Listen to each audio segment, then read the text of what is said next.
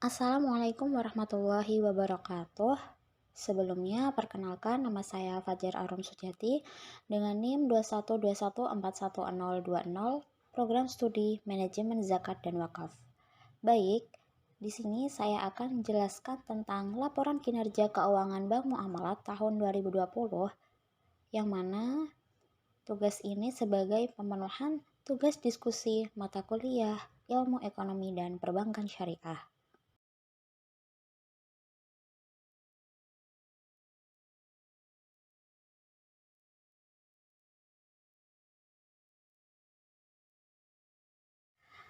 Baik, sebelum mengulas tentang kinerja keuangan Bank Muamalat, saya akan bahas tentang Bank Muamalat sendiri secara umum. Yang pertama itu, Bank Muamalat ini didirikan atas gagasan dari Majelis Ulama Indonesia dan Ikatan Cendekiawan Muslim Indonesia. Nah, Bank Muamalat sendiri ini didirikan oleh sejumlah tokoh Ikatan Cendekiawan Muslim Indonesia, yang salah satunya yaitu mantan Presiden ketiga B.J. Habibie, dan juga pengusaha muslim yang kemudian mendapat dukungan dari pemerintah Republik Indonesia, sehingga pada tanggal 1 Mei 1992 atau 27 Syawal 1412 Hijriah, Bank Muamalat resmi didirikan. Nah, Bank Muamalat ini adalah bank yang menjalankan usahanya berdasarkan prinsip syariah, dan sebagai bank pertama yang menjalankan usahanya dengan prinsip syariah di Indonesia. Dan pada tanggal 27 Oktober 1994, Bank Muamalat ini memperoleh izin sebagai bank devisa setelah setahun sebelumnya ini terdaftar sebagai perusahaan publik yang tidak listing di Bursa Efek Indonesia.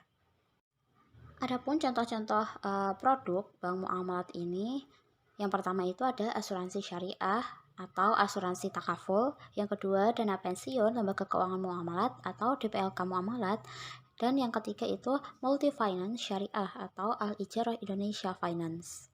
Selanjutnya masuk ke materi kinerja keuangan. Yang pertama ada kinerja likuiditas. Jadi kinerja likuiditas ini adalah kinerja atau kemampuan perusahaan untuk kewajiban jangka pendek. Dan adapun perhitungannya itu adalah sebagai berikut, yaitu yang pertama FDR. FDR ini adalah financing to deposit ratio. Rumusnya, total financing dibagi total deposit dikali 100%. Hasilnya FDR tersebut 29%. Jadi berdasarkan perhitungan di atas, nilai FDR dari PT Bank Muamalat Indonesia pada tahun 2020 adalah sebesar 29%. Hal ini bermakna bahwa perbandingan antara kredit yang disalurkan kepada nasabah dengan DPK yang berhasil dihimpun oleh bank sebesar 29%. Yang selanjutnya yaitu kinerja profitabilitas, yaitu pertama menghitung ROA atau Return on Asset. Rumusnya yaitu laba bersih dibagi total aset perusahaan dikali 100%. Hasilnya 0,19%. Berdasarkan perhitungan tersebut, nilai ROA dari PT Bank Muamalat Indonesia pada tahun 2020 adalah sebesar 0,19%. Hal ini bermakna bahwa kemampuan perusahaan tersebut pada tahun 2020 mampu menghasilkan laba dari aset yang dimiliki perusahaan.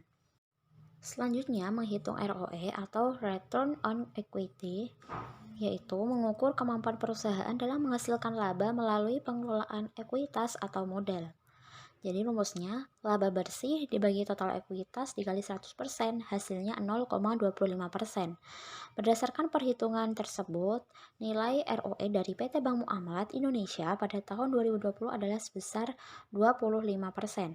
Hal ini bermakna bahwa kemampuan bank tersebut dalam mengelola perusahaan memiliki potensi yang kecil dalam mendapatkan laba yang lebih besar untuk investasinya. Selanjutnya untuk NPM atau Net Profit Margin, perhitungannya adalah laba bersih dibagi total penjualan dikali 100%. Jadi dari PT Bank Muamalat itu NPM-nya sebesar 0,4%. Hal ini bermakna bahwa bank tersebut pada tahun 2020 mampu menghasilkan laba dari pendapatan yang diperoleh serta biaya yang dikeluarkan sebesar 0,4%. Selanjutnya menghitung kinerja permodalan. Rumusnya yang pertama ada menggunakan rasio CAR atau Capital Adequacy Ratio, yaitu sebuah rasio keuangan yang digunakan untuk mengukur kecepatan modal dalam sebuah perbankan. Rumusnya yang pertama yaitu total modal dibagi total ATMR dikali 100%. Jadi hasilnya 15%. Berdasarkan perhitungan tersebut, dari PT Bank Muamalat Indonesia ini memiliki KAR sebesar 15%.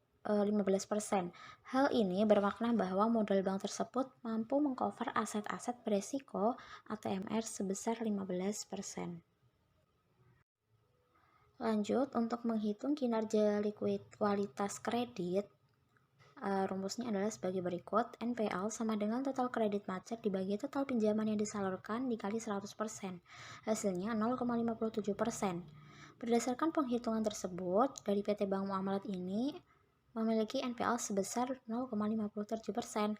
Hal ini bermakna bahwa menunjukkan kredit macetnya itu lebih banyak daripada kredit lancar sebesar 0,57%.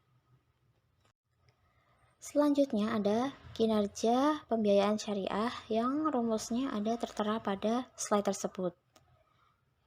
Jadi berdasarkan perhitungan di atas, rasio pembiayaan syariah dari PT Bank Muamalat pada tahun 2020 adalah sebesar 60%.